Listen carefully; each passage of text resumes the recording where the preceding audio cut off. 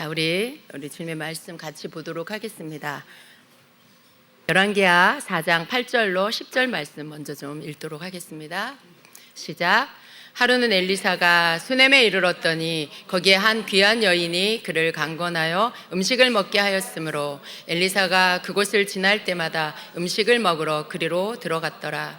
여인이 그의 남편에게 이르되 항상 우리를 지나가는 이 사람은 하나님의 거룩한 사람인 줄을 내가 아노니 청하건대 우리가 그를 위하여 작은 방을 담 위에 만들고 침상과 책상과 의자와 촛대를 두사이다. 그가 우리에게 이르면 거기에 머물리이다 하였더라. 아멘. 아멘. 오늘 여러분과 함께 나눌 말씀의 제목은요, 어떻게 예수님과 대화할 수 있을까라는 제목입니다. 지난 금요일 예배 때 이어서 2탄입니다. 주님과의 친밀함의 그 관계 안으로 들어가는 방법을 여러분에게 그것을 가르치려고 합니다. 지난 시간에 금요일에 주님은 여러분에게 주님만을 찾아 나오는 시간을 가지라고 이렇게 말씀해 주셨어요. 그래서 잃어버린 주님과의 관계를 가장 먼저 회복하라고 하셨습니다. 여러분, 주님과의 개인적인 시간을 가져야 하는데 여러분이 그것을 생각할 때 방법적인 면에서 내가 어떻게 그렇게 해야 되지? 라고 하실 수 있습니다. 개인적인 시간을 갖고는 싶은데 어떻게 해야 될지 잘 모를 수 있습니다. 그래서 여러분이 또 열심히 기도해보고 또 기도해보다가 얼마 못 가서 여러분 또 그것들을 흐지부지 또 약해져 버리는 그런 것들, 주님 앞에 기도는 하는데 주님과의 기도 안에서 개인적인 시간을 갖는 것들에 대해서 여러분이 또 약해질 수 있다는 것입니다. 근데 여러분이 주님과의 개인적인 시간을 갖지 못하는 뚜렷한 이유 두 가지가 있는데요. 그 가운데 첫 번째는 여러분 일상의 삶이 너무 바쁘다는 거죠. 너무 분주하다는 것입니다. 일이 많아서 바쁘고 또 사람들과 함께 하느라 바쁘고 시간이 있어도 또 알 수 없는 그런 분주함, 뭔지 모르게 시간이 훅 가버리는, 뭔지 모르는 건 아니에요. 분명히 이 원인은 있어요. 그런데 여러분이 언제 시간이 다 가버렸네? 라고 하는 그런 것들입니다. 그것이 첫 번째 이유고요.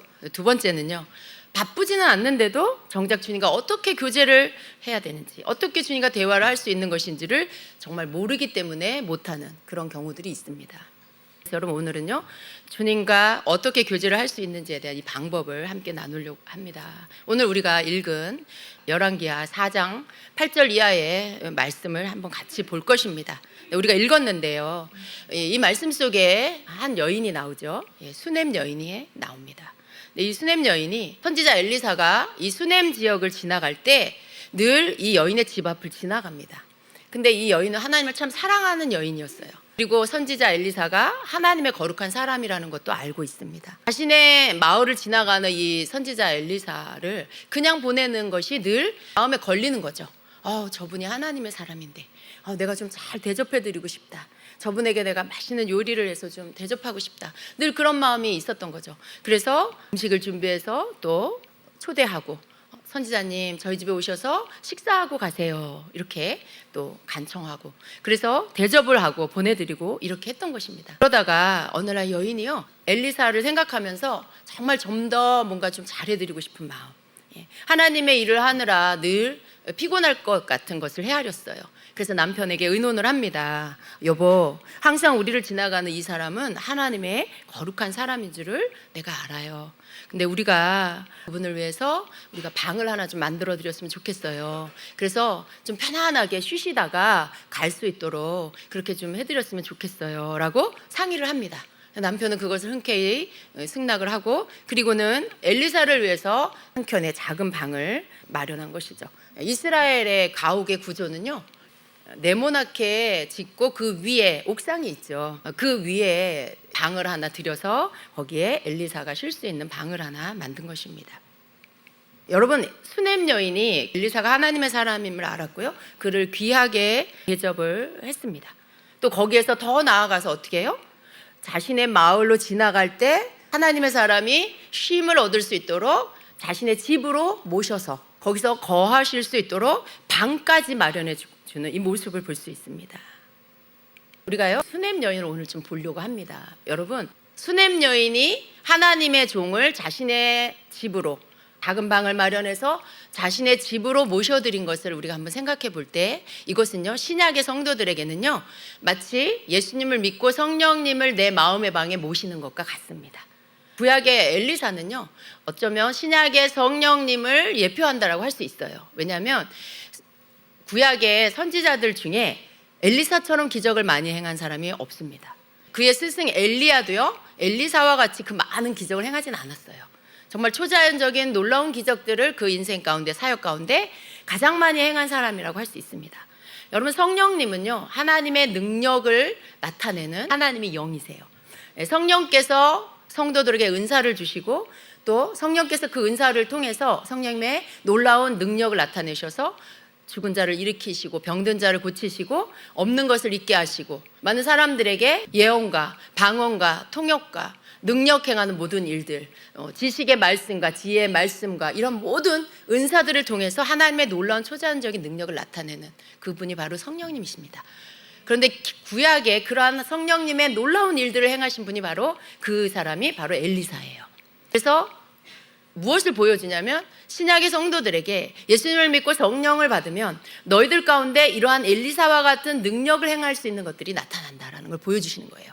너희에게 성령이 임하면 하나님의 권능이 임하고 너희들 가운데 이러한 하나님의 놀라운 일들이 너희들을 통해서 나타날 수 있다라고 하시는 거죠. 예수님도 그렇게 말씀하셨죠. 너희가 나보다 더 큰 일을 할 것이다.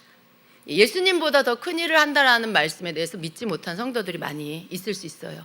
그런데 그것은 곧 예수님은 육신을 입으시고 이 땅에 계셨기 때문에 예수님은 이렇게 공간의 한계 안에 또 시간의 한계 안에 머물러 계셨어요. 시공간을 초월하실 수가 없었어요. 왜냐하면 육신을 입고 있기 때문에. 그러나 우리 안에 성령님이 오시면 예수님이 3년 반 동안 행하신 그 일보다 더 많은 일들을 우리가 할 수 있다라고 말씀하시는 거예요. 그분이 누구세요? 바로 성령님이시죠. 그런데 지금 이 수냄 여인은요, 하나님을 사랑하며 하나님을 사랑하는 그 마음으로 하나님의 사람인 엘리사를 자신의 집으로 모십니다. 마치 성도가 하나님을 사랑하고 예수님을 믿음으로 성령님을 마음에 모시는 것과 같이 자신의 집에 작은 방을 만들어서 그렇게 엘리사를 자신의 집에 모시는 거예요. 근데 여러분, 엘리사를 모신 이 수냄 여인의 한 모습을 좀 우리가 같이 좀 살펴보도록 합니다. 여인이 작은 방을 만들어서 엘리사를 맞이합니다. 그런데 그 다음에 어떻게 했을까요, 여러분? 엘리사를 방을 만들어서 엘리사님, 선지자님, 이 방에서 쉬십시오 하고 그냥 두고 식사는 알아서 하시고 시간 되면 편히 주무세요? 그랬을까요? 그러지 않았을 거예요. 우리가 이렇게 한번 생각해 보면은요, 이렇게 귀한 마음으로 하나님의 종을 모시고 방까지 만들어서 거처를 마련해 준 이 여인은요, 아마도 모든 식사와 또 편안한 잠자리와 그리고 또 시간 또 간식까지 정말 무엇이 필요하실까, 또 무엇이 먹고 싶으실까, 이런 것을 생각하면서 식단을 짜고 간식을 준비하고 여러 가지 것들을 생각했을 겁니다. 이 여인은 엘리사가 집에 머무는 동안에 집을 비우지 않았을 거라는 거예요. 온 신경을 엘리사를 섬기는데 쏟았을 것입니다. 근데 여러분, 이 이야기는 바로 여러분의 이야기가 되어야 합니다. 먼저는 하나님의 영이신 성령님을 여러분의 마음의 방에 모시고 그분이 거하실 방을 여러분 안에 마련해야 되는 거예요. 그리고 수냄 여인과 같이 즐거이 그분을 섬겨야 하는 것입니다. 여러분은 먼저 해야 할 게 뭐냐면 내가 예수님을 믿고 성령님이 내 안에 오셨다라는 걸 믿는 거예요.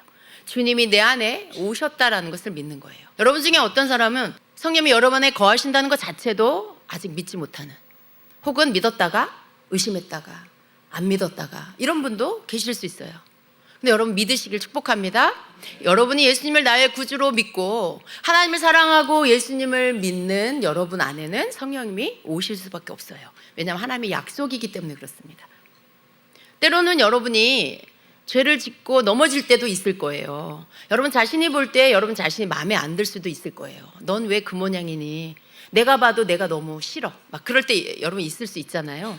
근데 여러분, 그럴 때 여러분에게 드는 생각이 뭐냐면 내가 이러고도 하나님 자녀일까 하는 생각이에요. 내가 이렇게 사는데 주님이 내 안에 계실까? 이런 생각을 할 수 있어요. 근데 여러분, 그런 때에도 주님이 여러분 안에 계시는 것을 믿으시기를 축복합니다. 하나님의 자녀가 되는 것은요, 여러분이 행위의 모든 온전한 완전한 의로움 때문에 하나님의 자녀로 삼아주신 게 아니에요. 하나님이 여러분을 자녀 삼으실 때는요, 여전히 여러분이 죄투성이이고 여전히 여러분이 어떤 악함이나 그런 좋지 않은 것도 여러분 안에 남아 있는데, 그럼에도 불구하고 복음을 듣고 그 복음을 믿음으로 받아들이고 예수님은 나의 구주로 영접합니다, 내가 예수님을 이제 믿겠습니다 라고 하는 그 믿음의 고백과 함께 믿음으로 주님을 영접하는 그 여러분의 결단과 믿음의 고백 때문에 예수님을 믿고 성령이 여러분 안에 오시는 거예요. 근데 여러분이 가다가 여러분이 넘어질 수 있잖아요. 죄 지을 수 있잖아요. 죄 짓는 게 당연하다는 게 아니에요. 여러분, 당연히 죄는 여러분 삶에서 끊어져야 합니다. 여러분이 유혹을 받을 수도 있고 사단의 미혹에 넘어질 수도 있어요. 여전히 아직은 약해서 여러분이 또 반복해서 넘어질 수 있어요. 그러나 그때도 여러분이 나는 하나님의 자녀가 아니야, 난 이렇게 죄를 졌으니까 하나님 자녀가 아니야 라고 생각하는 게 아니라, 여러분은 여전히 하나님의 자녀라는 것을 그대로 믿으셔야 한다는 거예요. 그 믿음 안에서 여러분이 해야 할 것은 하나님 앞에 회개하는 거예요. 하나님, 내가 이렇게 죄를 졌습니다. 하나님, 내가 이렇게 넘어졌습니다. 주여 나를 용서하여 주시옵소서라고 하나님 앞으로 달려나와서 여러분의 더러운 것들과 여러분의 죄를 용서를 구하고 회개하여 씻음 받는 거지, 내가 하나님 자녀가 아니구나, 이런 나를 하나님 사랑하지 않아, 나를 분명히 버리셨을 거야, 이렇게 생각하는, 그건 정말 잘못된 생각이라는 것입니다. 그러니까 여러분이 그런 일이 있을 때에도 여전히 여러분은 하나님 자녀라는 것을 믿으시길 축복합니다. 여러분 자녀가 여러분에게 잘못을 했을 때 호적 파서 내쫓지 않잖아요. 너 이제 더 이상 내 자식 아니야 라고 버리지 않잖아요. 그 자녀가 그 여러분 앞에 와서 엄마 아빠 잘못했어요, 다시는 그러지 않을게요, 용서해 주세요 라고 하기를 기다리고 있잖아요. 그죠? 그리고 여러분은 그렇게 할 때 그 자녀를 용서하고 다시 밥 먹이고 옷 입히고 학교 보내고 뒷바라지 하잖아요. 기도해주고. 여러분, 그런 거예요. 하나님이 여러분이 뭔가 하나를 잘못했다고 여러분을 내쳐버리는 그런 분이 아니라는 거예요. 하나님은 그렇게 안 하는데, 여러분 중에 어떤 사람은 자기 스스로가 그런 생각을 하는 분이 있어요. 아직 믿음 생활에 1도 되지 않은 거예요. 여러분이 만약에 그 단계에 있다면 여러분 믿음 생활에 아직 1단계도 되지 않은 거예요. 그런 여러 가지 불신앙의 생각들을 내어버리고 언제나 믿는 자로서 서시기를 축복합니다. 여러분 안에 믿기 때문에 성령이 여러분 안에, 주님이 여러분 안에 와 계십니다. 거기서부터 주님과의 교제가 시작될 수 있는 거예요. 이제 여러분이 여러분의 마음의 방에 주님을 모시고, 그리고 그 다음에 어떻게 해야 될까요? 수넴 여인과도 같이 여러분 마음의 방에 모신 주님을 여러분이 늘 신경을 써야 돼요. 수넴 여인이 엘리사에게 신경을 썼잖아요. 식사를 뭘 해드릴까, 무슨 반찬을 좋아하실까 그랬을 거예요. 성경에 다 기록되진 않았지만 이 여인의 심성을 보면 충분히 그러고도 남았을 거예요. 그런 거 신경 쓰는 거죠. 온통 신경을 쓰는 거예요. 그분을 대접하기 위해서, 그분을 섬기기 위해서. 수넴 여인은 귀한 하나님의 사람을 모셔놓고 맨날 외출하고 자기 일로 바쁘게 다니지 않았을 거라는 거죠. 방에 모셔놓고는 자신은 다른 일만 하지 않았을 거예요. 거기 편안하게 계시다 가세요 하고 자기 막 바빠. 나 오늘 뭐 배우러 가야 되고 운동하러 가야 되고 누구 만나야 되고. 여러분, 그런 거 자기 일이잖아요. 막 바쁜 거, 여러분의 많은 바쁜 일상이 있어요. 근데 성령님을 모셔놓고 하나님 계세요 하고 여러분은 막 돌아다니는 거죠. 외출하고 볼일 보러 다니고 또 뭐 배우러 다니고 또 기도하러 와. 성전에 기도하러도 오고. 좋아요. 다 좋아요. 그런데 여러분, 성령님을 여러분 마음의 방에 모셨다라는 것은 여러분 그분에게 신경을 쓰는 거예요. 여러분 그분에게 이렇게 세심하게 뭔가를 배려하고 마음을 쓰는 거예요. 그런 것들을 해야 한다라는 것입니다. 우리도 그렇게 해야 한다는 거예요. 우리는요, 주님을 내 마음에 모셔놓고는 바쁘고 분주해서 주님과 함께 대화할 시간도 갖지 않아요. 뭔가 막 말씀을 드려요. 주님 이것 좀 이루어 주세요. 이거 이렇게 해주세요. 주님 이런 일이 있는데 이거 이렇게 되게 해주세요. 저렇게 되게 해주세요. 그리고 여러분, 어쩌면 여러분의 기도는요, 하나님이 뭘 원하실까라기보다는 여러분이 생각하는 좋은 거, 여러분이 생각할 때 옳다라고 생각하는 방향으로 기도하고 있을 거예요. 어떤 사람이 너무 답답하고 미워. 그럼 어떡할까요? 하나님 저 사람 좀 팍 치셔가지고 하나님 좀 깨닫게 해주세요. 하나님 저 사람 다리를 똑 부러뜨리셔서 술 먹으러 못 가게 해주세요 라든가 뭐 이런 거. 여러분이 생각할 때 그게 맞다고 생각하기 때문에 여러분이 그런 기도를 할 수 있어요. 근데 여러분, 하나님이 여러분이 원하는 그런 기도가 하나님이 꼭 원하는 기도는 아닐 때가 많아요. 하나님이 원하는 기도는 그 사람을 쳐서 벌을 줘서 정신 차리게 하는 그런 게 아니고, 누군가가 예수님이 우리를 위해 중보하시고 대신 죽어주신 것처럼 누군가가 그를 위해 울기를 원하시고, 그를 위해 정말 하나님 저의 죄를 용서해 달라고, 주님 제가 대신 회개한다고, 저의 모르고 알지 못해서 하나님을 알지 못하고 한 말씀도 몰라서 행하는 저 악한 죄를 용서해 달라고 그렇게 울며 기도하기를 원하시는 게 하나님이 원하는 기도일 수 있어요. 하나님이 원하는 기도와 내가 하고 있는 기도가 다른 거죠. 그것은 여러분, 내가 기도는 하지만 하나님의 뜻은 모르는 거예요. 내가 기도는 하지만 중보는 하는 것 같지만 정작 하나님 말씀은 모르고 기도를 하고 있다라는 것이죠. 근데 그렇게 살아가는 성도들이 너무 많습니다. 주님을 마음에 모셔놓고도 여전히 나는 내 방식대로 기도하고 내 방식대로 신앙생활하고 내 삶에 하나님의 뜻과 하나님의 말씀에 대한 것들은 귀를 닫고 듣지 않고 그렇게 살아가는 그런 삶이 너무 많다라는 것입니다. 여러분, 엘리사는요, 수넴 여인이 마련해 준 그 작은 방에 머물렀어요. 하나님을 사랑해서 하나님의 종인 자신을 섬기는 이 여인의 섬김에 엘리사는 점점 감동하게 됩니다. 생각해 보세요, 여러분. 매일 다른 반찬으로 식사를 제공해주고 깨끗한 잠자리를 마련해주고 방을 깨끗하게 청소하고 정리정돈하고, 그냥 하나님의 종이라는 것 때문에 자신을 그렇게 대접하는 그 여인에게 어떻게 감동하지 않겠어요? 너무나 감사하고, 참 고맙구나, 내가 좀 저 여인을 위해서 뭘 해줘야 되겠다, 이런 마음이 들지 않겠어요? 네, 엘리사가 그런 마음이 든 것 같아요. 그래서 이렇게 이제 게하시하고 그 종 게하시와 대화를 하고, 그리고 그 여인을 부릅니다. 우리 11절부터 16절까지 같이 읽도록 하겠습니다. 하루는 엘리사가 거기에 이르러 그 방에 들어가 누웠더니 자기 사환 게하시에게 이르되 이 수넴 여인을 불러오라 하니 곧 여인을 부르매 여인이 그 앞에 선지라. 엘리사가 자기 사환에게 이르되 너는 그에게 이르라. 네가 이같이 우리를 위하여 세심한 배려를 하는도다. 내가 너를 위하여 무엇을 하랴? 왕에게나 사령관에게 무슨 구할 것이 있느냐 하니 여인이 이르되 나는 내 백성 중에 거주하나이다 하니라. 엘리사가 이르되 그러면 그를 위하여 무엇을 하여야 할까 하니 게하시가 대답하되 참으로 이 여인은 아들이 없고 그 남편은 늙었나이다 하니 이르되 다시 부르라 하여 부르매 여인이 문에 서니라. 엘리사가 이르되 한 해가 지나 이때쯤에 네가 아들을 안으리라 하니 여인이 이르되 아니로소이다. 내 주 하나님의 사람이여 당신의 계집종을 속이지 마옵소서 하니라. 여인이 과연 잉태하여 한 해가 지나 이때쯤에 엘리사가 여인에게 말한 대로 아들을 낳았더라.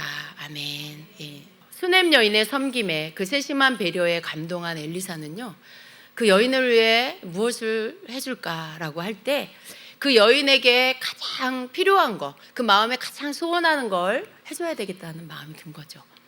여러분, 수넴 여인에게는 자녀가 없었습니다. 근데 이스라엘에서는 자녀가 없다, 아들이 없다라는 것은 거의 저주에 가까운 거예요. 사람들의 조롱거리가 되는 거죠. 아들을 얻기를 원한, 자녀를 낳고 싶은 그 마음 얼마나 컸겠어요. 결혼 이후에 계속해서 자녀를 얻기를 원했겠죠. 하나님을 사랑하는 이 수넴 여인은 하나님 앞에 늘 그것을 기도했을 것입니다. 하나님, 저에게 아들을 주십시오, 자녀를 주십시오. 그런데 이제 점점점 시간은 가고 남편은 점점 나이가 들고 이제 늙어가고 있었습니다. 남편을 보니 이제는 자녀를 얻기가 힘들겠구나, 그리고 이렇게까지 오랫동안 자녀가 없는 걸 보니 우리 가정에는 자녀가 없으려나 보다, 이렇게 생각을 하고는 아마 거의 마음에서 접었을 수도 있어요. 그렇지만 그 여인에게는 이 자녀를 낳지 못한 이 문제가 오랫동안 자신의 무거운 문제가 되었을 것입니다.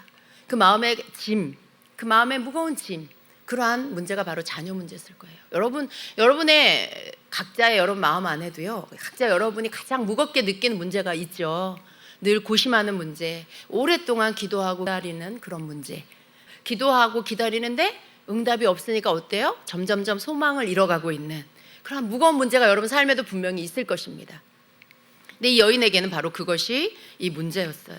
그런데 엘리사는요, 자신을 이렇게 섬기고 자신을 챙기고 이렇게 세심하게 신경 쓰고 배려해주는 수넴 여인에게, 그 여인에게 인생에 있어서 가장 무거운 문제, 가장 마음에 깊이 소원하는 그 문제를 해결해 줍니다. 그것을 위해서 하나님께 기도해 주고요. 하나님은 그 기도를 응답하시고 이제 그 다음 해에 아들을 안게 해주십니다. 여러분, 이 여인이 아들을 얻었다라는 이 말씀은요, 단지 축복을 받았네, 자녀를 얻었구나, 이게 아니에요. 인생의 가장 무거운 문제를 해결받았다는 뜻이에요. 이 수냄 여인이 하나님을 만났다라는 뜻이에요. 이 수냄 여인의 깊은 아픔이 치유되었다라는 뜻입니다. 가장 큰 게 뭐예요? 하나님이 그를 만나주셨다. 그가 하나님을 만났다라는 것입니다.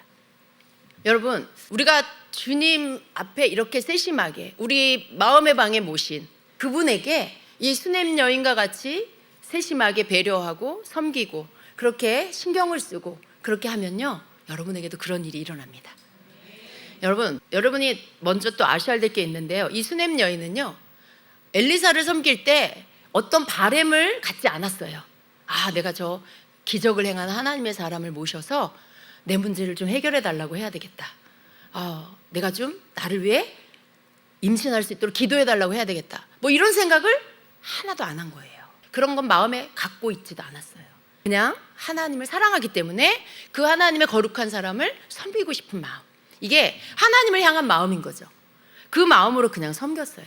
그런데 그때 그가 그냥 오직 하나님의 사람에게 신경 썼을 때, 여러분에게 적용하면 어때요? 오직 여러분 안에 오신 오직 그 주님께만 여러분이 신경을 썼을 때, 그분을 사랑하고 그분을 섬기고 그분을 혼자 두지 않고 그분을 모신 여러분은 그분께 신경 쓰고 그분을 배려하고 그분을 호의를 베풀고 여러분이 뭔가 섬기는 그러한 자세, 그것이 있을 때 하나님은 여러분에게 어떻게 하실까요? 여러분의 안에 오신 주님은 여러분에게 어떻게 하실까요? 여러분에게 여러분의 간절히 원하는 거, 여러분 삶에 해결돼야 할 그 일, 그 부분에 대하여 결국 어떻게 해요? 그것이 해결되고 풀어지는 축복을 주실 것입니다. 여러분이 그것을 얻으려고 하는 게 아닌 거예요. 내가 원하는 거 내가 이루어야지. 그러니까 이럴 수도 있어요.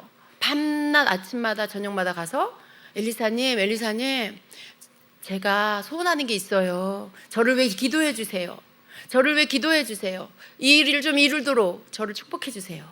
그렇게 조를 수도 있었겠죠. 여러분도 그럴 수 있어요. 여러분 하나님 사랑하시죠? 하나님 앞에 여러분 나와서 여러분 구하잖아요. 하나님 저 이것 좀 해주세요. 하나님 저 이것 좀 바꿔주세요. 이것 좀 이루어주세요. 하나님 제 병 좀 고쳐주세요. 우리 가정 좀 축복해 주세요. 여러분 마음에 모신 주님께 여러분이 이렇게 뭐 해주세요, 이거 해주세요, 이렇게 해주세요라고 하는 것은 마치 수냄 여인이 엘리사에게 가서 그를 대접은 그를 방에 모시긴 했는데 엘리사님 이것 좀 해주세요, 이것 좀 기도해 주세요, 저것 좀 해주세요 라고 하는 거하고 같을 수 있어요. 여러분 주님께 기도해야 돼요. 수냄 여인이 하나님께 기도 안 했을까요? 기도했을 거예요. 자신의 기도방에서 기도했을 거예요. 그런데 여러분 기도하는 것만 한 게 아니고요, 자기 집에 모신 엘리사를 잘 섬겼어요. 그 말은 여러분이 기도하세요. 하나님 앞에 여러분의 소원도 아뢰고 여러분 집에 해결될 문제도 아뢰고 인생의 어려운 것들도 하나님 앞에 아뢰고 하세요.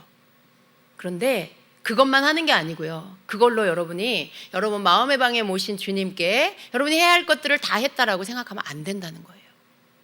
여러분이 그렇게 다 아뢰고 올리고 기도를, 그리고는 나는 주님께 내가 할 것들을 다 했다 이렇게 생각하면 안 된다는 거예요. 수냄 여인은요, 하나님께 기도도 하고요, 자기 집에 모신 하나님의 사람에게 대접하고 챙기고 신경 쓰고 그것을 했어요. 여러분 주님께 신경 쓰고 계시나요? 여러분 주님께 뭔가 여러분이 배려하고 계시나요? 어떻게 하는지 몰라, 그죠? 어떻게 하는 게 주님을 따로 배려하는 거지? 내가 주님 앞에 나서 기도하는 건데, 내가 그걸로 주님 앞에 나오는 건데 그럼 따로 뭘 해야 되는 거지? 라고 생각할 수 있어요. 여러분 주님이 여러분에게 원하시는 게 있습니다. 여러분 안에 오신 주님께서 여러분에게 늘 원하시는 게 있어요. 그게 뭐냐면 바로 여러분이 주님과 함께 동행하는 것입니다. 동행한다는 거. 이 동행한다는 것은 함께 걷는 거예요. 함께 걷는 거. 두 사람이 나란히 이렇게 걷는 거예요. 뭐 하면서 걸을까요? 여러분 누군가와 산책해 보셨어요? 같이 걸어 보셨어요? 우리 성도님들 같이 아내와 남편이 이렇게 함께 산책하고 걷는 거 종종 하시나요? 안 하시면 종종 하시기 바랍니다. 두 사람이 함께 걷는 걸 동행이라고 해요. 근데 이 함께 걷는다는 것 뜻 안에는요, 의미가 여러 가지가 있을 수 있어요. 그 가운데 가장 중요한 것은 뭐냐면, 내가 주님과 동행한다라고 할 때 주님이 곁에 계시다라는 것을 내가 의식한다는 거예요. 여러분이 누군가와 함께 걸을 때요, 이런저런 이야기를 할 수 있어요. 아내가 남편에게, 남편이 아내에게, 친구가 친구에게, 또 그 친구가 이 친구에게, 뭐 이것저것 이야기하면서 걸을 수 있어요. 그런데 또 한참 이야기 다 하고는 그 다음 어떻게 해요? 그냥 또 아무 말도 하지 않고 같이 또 나란히 걸을 수 있어요. 그죠? 아무 말을 하지 않고 앞을 보면서 걷지만요, 각자의 마음 안에 어떤 게 있어요? 아, 내 옆에 내 남편이 같이 걷고 있어. 아내가 같이 걷고 있어. 아, 내가 지금 친구하고 같이 걷고 있어. 그 친구가 내 옆에 있다라는 것을 그냥 의식하고 있는 거예요. 그죠? 그거 의식하면서 걷고 있는 거잖아요. 여러분이 막 나 혼자 걷고 있어 이러지 않잖아요. 아무 말 하지 않아도 옆에 있는 걸 여러분이 인식하며 걷는 것입니다. 이게 동행인 것입니다.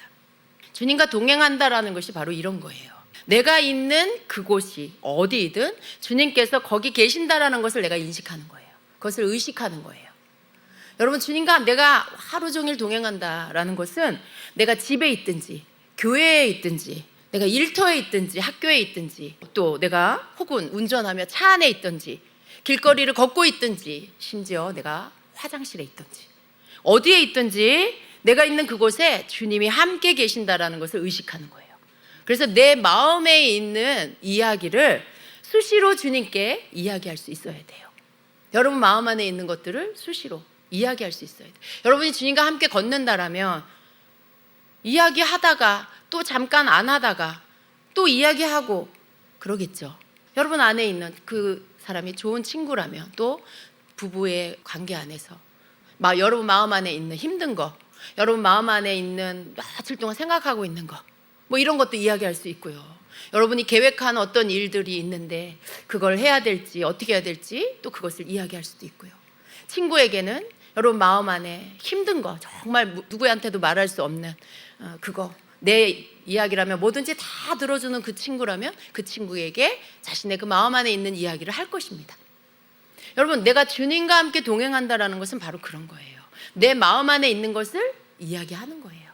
내가 생각하고 있는 거, 내가 뭔가 묵상하고 있는데 그게 뭔지, 그 의미가 뭔지, 혹은 내가 그걸 어떻게 나에게 내 삶에 행해야 할지 잘 모르겠어. 근데 주님한테 그걸 털어놓고 이야기하고 주님께 그것들을 말씀드려서 여러분 마음 안에 있는 것들을 주님께 말씀드리는 거예요. 그렇게 하는 거예요. 이게 여러분 일상의 기도가 되는 겁니다. 그게 여러분이 주님과 함께 동행하는 모습이에요. 그리고 여기에서 끝나는 것이 아니라 여러분은 또 주님의 음성을 듣기 위해서 마음의 귀를 기울이는 것입니다. 여러분이 누군가에게 말을 했다면 상대편이 여러분에게 말할 거 아니에요. 친구에게 여러분 마음에 있는 걸 다 얘기했는데 그 친구가 듣고는 아무 말도 안 할까요? 남편이 아내 이야기를, 속 얘기를 다 듣고는 아무 말도 안 할까요? 아무 말도 안 한 남편이 있을 수는 있어요. 사람은 그럴 수 있어요. 근데 대부분 정상적인 사람은 무슨 말이라도 합니다. 그랬어? 힘들었겠네. 근데 여보, 그렇게 생각하지 마 하고는 또 어떤 좋은 이야기를 해주겠죠. 그 친구가, 친구야, 너 혼자 힘들었겠다. 야, 그냥 복잡하게 생각하지 마 하면서 그 친구가 바라보는 자기 친구를 이야기해줘. 야, 너는 원래 그런 사람 아니야. 너는 항상 자신감이 넘치는 사람이었고, 너는 무슨 어려운 일을 만나면 그것을 뚫고 나아가는, 내가 너를 볼 때 넌 참 강한 사람이라고 느꼈었어. 뭐 이러면서 이제 그 친구에 대한 자기 이야기를 막 해주면서 힘을 줄 수 있겠죠. 여러분 안에 있는 뭔가를 이야기하면 상대방은 뭔가를 또 해주는 거예요, 여러분에게. 예수님이 육신을 입으셨었지만 그러나 영이신 주님, 하나님이세요. 신이세요. 그분이 내가 내 속마음을 주님께 말씀드렸는데 아무 얘기 안 하시겠어요? 이야기하십니다. 여러분에게 뭔가 말씀해 주세요. 그걸 여러분 믿으시기 바랍니다. 그래서 우리의 주님과의 동행의 이 모습은요, 내 마음에 있는 것들을 주님께 말씀드리고 수시로 또 말씀드리고, 그리고 주님이 내게 그것에 대해서 뭐라고 하시는지를 귀 기울여 듣는 거, 이게 동행입니다. 일방통행이 아니에요. 함께 하는 거예요. 대화를 함께 하고 함께 걷고 함께 의식하고 그러는 거죠. 근데 주님은 우리를 늘 의식하고 사세요. 주님의 눈은 여러분을 향해 있어요. 우리를 향해 있어요. 늘 바라보세요. 제가 기도 사역을 하면서 자주자주 보게 되는 환상이 뭐냐면 어떤 사람이요 막 자기 일로 바빠요. 주님이 곁에 서 계세요. 근데 이 사람은 주님을 못 봐요. 너무 자기가 하는 일이 바쁘고 또 주님 생각을 하는 게 아니고 자기의 이 환경을 생각하느라 막 여기서 뭘 막 하고는 또 저쪽으로 막 또 움직여요. 그러면 주님이 옆에 계시다가 그 사람 쫓아서 또 그 사람 옆으로 가세요. 근데 그걸 보는 그 환상을 보는 저는 주님의 마음이 읽어지는 거예요. 외로우시겠다. 쓸쓸하시겠다. 주님이 기다리고 계시는 거죠. 얘가 언제나 나를 쳐다볼까? 얘가 언제나 나한테 말을 걸까? 이렇게 주님이 여러분이 분주하고 바쁜 일상에서 주님을 의식하면서 좀 순간순간 한 번씩 주님께 말도 걸고 순간순간 한 번씩 주님께 눈도 맞추고 이러기를 주님이 계속 여러분 옆에 서 계시면서 기다리고 계신다는 거예요. 주님은 우리와 함께 동행하고 계시는데 여러분은 주님과 함께 동행할 때도 있고 동행 안 할 때가 너무 많아요. 그게 바로 여러분의 모습입니다. 근데 우리가 이런 모습들을 바꿔야 주님과의 개인적인 주님과 대화하는 이런 부분들을 계속해서 해나갈 수가 있다는 거예요. 여러분 주님의 음성 듣는 것을 너무 어려워하지 마시길 바랍니다. 우리 주님은요 우리의 마음 안에 있는 것을 말씀드리면 주님은 그것이 여러분 안에 마음에 있다는 거 굉장히 중요한 거예요. 여러분의 입에 있는 것도 아니고 여러분 머리에 있는 것도 아니고 여러분 내면의 마음에 있는 것을 말씀드리는 거. 그건 여러분의 진심, 여러분 마음 깊은 곳에 담겨져 있는 그거, 아무것도 섞이지 않은 그게 좋은 것일 수도 있고요 그게 좋지 않은 것일 수도 있어요. 좋다는 것은 여러분 마음 안에 있는 주님을 향한 사랑이고 감사고 그런 거예요. 근데 여러분 안에 그것만 있는 게 아니잖아요. 어느 때는 고민이 있고 어느 때는 눌림이 있고 어느 때는 슬픔이 있고 그럼 그럴 때가 있잖아요. 그 좋지 않은 거지만요 그게 여러분 마음에 있다면 그걸 주님 앞에 말씀드리는 게 그게 주님이 기다리고 계시는 거예요. 다른 얘기, 나는 되게 지금 마음이 힘든데 안 그런 척하고 다른 이야기만 해. 주님한테 안 그런 척, 밝은 척. 그리고 여러분 굉장히 두렵고 떨리는데 하나도 안 그런 것처럼 되게 자신 있고 되게 막 무섭지 않은 것처럼 하나도 두렵지 않은 것처럼 막 그렇게 겉으로는 아무렇지도 않은 척 그런 모습으로 주님을 대해. 굉장히 형식적인 거죠. 근데 주님은 그런 모습을 받지 않으세요. 그런 모습으로는 주님하고 소통할 수가 없어요. 주님을 만날 수도 없고 들을 수도 없고 여러분의 고하는 것들이 하늘에 닿지도 않아요.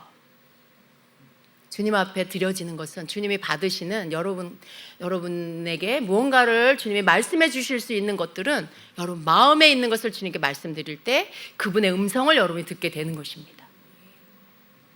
한 예화가 있는데요. 프랑스의 소녀 잔다르크 아시죠? 잔다르크가 하나님의 음성을 잘 들었다고 합니다.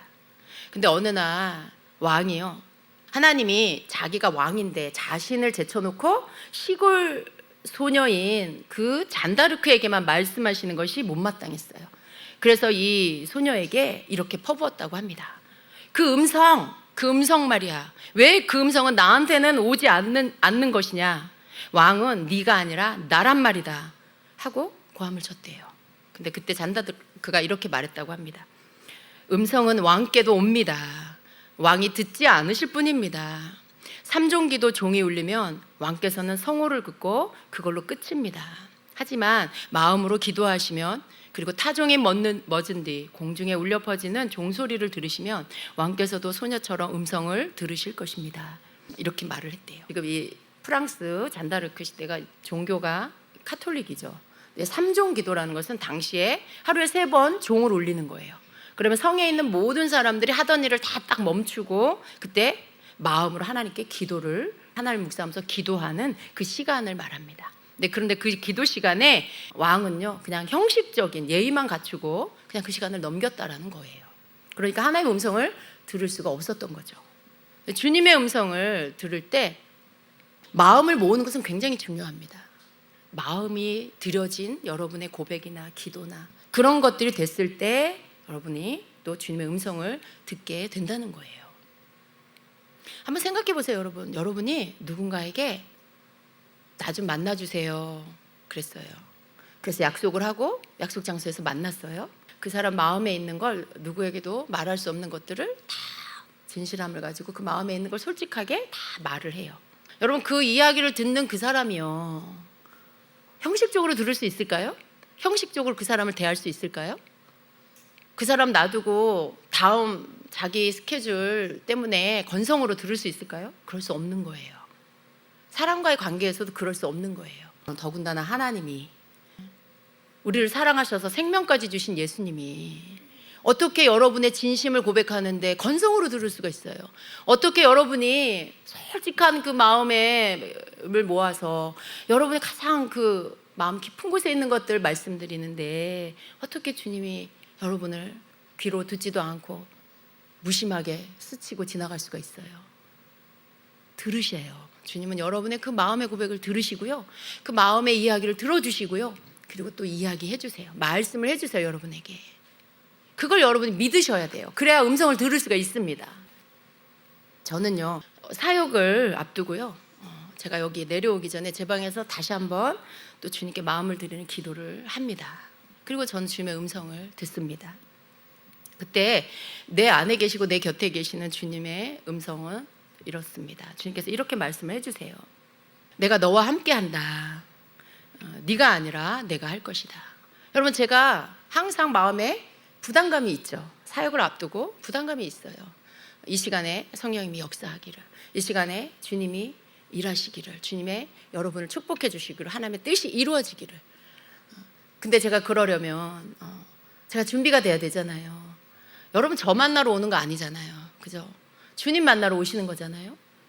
제가 없어져야 주님이 나타나잖아요. 전 거기에 대한 부담감이 있는 거죠. 이 앞에 서는 게 두렵고 떨리고 그런 거가 아니라 저를 통해서 주님이 일하시기를, 그거에 대한 부담감이 늘 있습니다. 그래서 주님께 기도를 하고 내려오는데 그 부분에 대한 주님의 말씀인 거예요. 내가 너와 함께한다. 네가 아니라 내가 할 것이다. 너를 통해 내가 일할 것이다. 모든 긴장감과 부담감을 버려라. 나만을 바라보아라. 내게만 집중하거라. 오직 나의 인도함을 받아라. 내가 이끌어 주리라.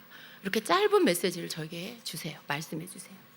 그리고 또 어떤 날에는요, 오늘 나는 너를 통해 영광을 받을 것이다. 나는 나의 일을 할 것이며 내 뜻을 다 이룰 것이다. 이렇게 말씀을 해주세요. 그러면 제가 너무 마음이 설레요. 주님이 또 어떻게 일하실까. 그런 마음으로 내려올 때도 있고요. 또 어떤 날은 제가 몸이 아프고 일어나서 힘이 없는 날, 사역을 앞두고 기도를 할 때 눈물이 나요. 내 자신이 한없이 작고 약하게 느껴져서 제가 주님을 부르면서 힘을 달라고 기도를 합니다. 그랬을 때 주님께서 이렇게 말씀을 해주셨어요. 너는 약하지 않다. 내가 너와 함께하여 너로 나의 일을 하게 할 것이다. 몸에 힘이 있다고 강한 것이 아니다. 목소리가 크다고 강한 것도 아니다. 자기 자신으로 강한 것은 진정한 강함이 아니다. 오직 나로 인하여 강한 것이 진정한 강함이다. 너는 너로서는 약하나 나로 강한 자로 내가 붙들 것이다. 내가 너를 붙들어 강하게 할 것이다. 이렇게 말씀을 해주세요. 그러면 제가 제 마음 가운데 뭔가가 가득 차는 걸 느껴요. 아무것도 염려되지 않고 아무런 어떤 부담감, 이런 것들에서 제가 자유하게 됩니다. 주님이 하시겠구나, 주님이 하실 거야 하고 내려옵니다. 여러분, 제가 만약에 주님의 음성을 듣지 못했다면요, 굉장히 많이 긴장하고 부담감을 갖고 계속 주님의 사역을 할 거예요. 그러면 많은 날 죽을 쓰겠죠, 여러분. 오늘도 죽을 썼구나, 오늘도 실패했구나, 오늘 이건 아니었는데, 늘 그런 날 투성이었을 거예요. 근데 저는 주님의 말씀을 듣고 내려오니까 어떤 마음이 드냐면, 잘하든 못하든 제 마음이 가벼워요. 잘하든 못하든 주님께서 함께 해주셨다는 것을 제가 믿고요, 제가 제 분량이 있잖아요. 제 분량만큼이라고 저는 생각해요. 주님이 저를 쓰시는 것도 제 크기만큼이라고 생각해요. 그러니까 주님이 저를 통해서 하신다라고 하셨으니까 주님이 내가 할 수 있는 만큼 내 분량 안에서 주님이 하실 수 있는 것들을 하셨겠구나, 제가 거기에 대한 신뢰가 있어요. 그러니까 내가 오늘 망쳤어, 망했어, 그것 때문에 오랜 시간 막 괴로워하고 그러지는 않습니다. 왜요? 주님의 음성을 들었기 때문에 그래요. 그러니까 어떻게 해요? 계속해서 주님의 사역을 할 수 있습니다. 계속해서 주님의 사역을 하고, 또 쓰러지지 않고, 또 마음에 갈등하지 않고, 늘 그냥 묵묵히 주님의 맡긴 일을 할 수가 있는 거예요. 여러분도 마찬가지죠. 여러분이 맡은 자리들이 있을 거예요. 사회에서, 가정에서, 교회에서 여러분이 맡은 자기 위치가 있어요. 어떤 때는 그게 여러분에게 부담이 되고 무겁게 느껴질 수도 있고, 어떤 때는 여러분이 막 압박을 받으면 어때요? 다 때려치고 싶은 그런 마음이 드는 날도 있을 수 있어요. 그렇지만 여러분, 그때 여러분이 주님께 여러분의 그 심경을 아뢰고 여러분 상황을 아뢰고 주님의 음성을 귀 기울여 마음의 귀를 기울이고 들어보세요. 주님이 여러분에게 해주시는 말씀은요, 그 시간에 여러분에게 가장 필요한 말씀이에요. 그 시간에 여러분이 꼭 들어야 할 그 말씀이고요.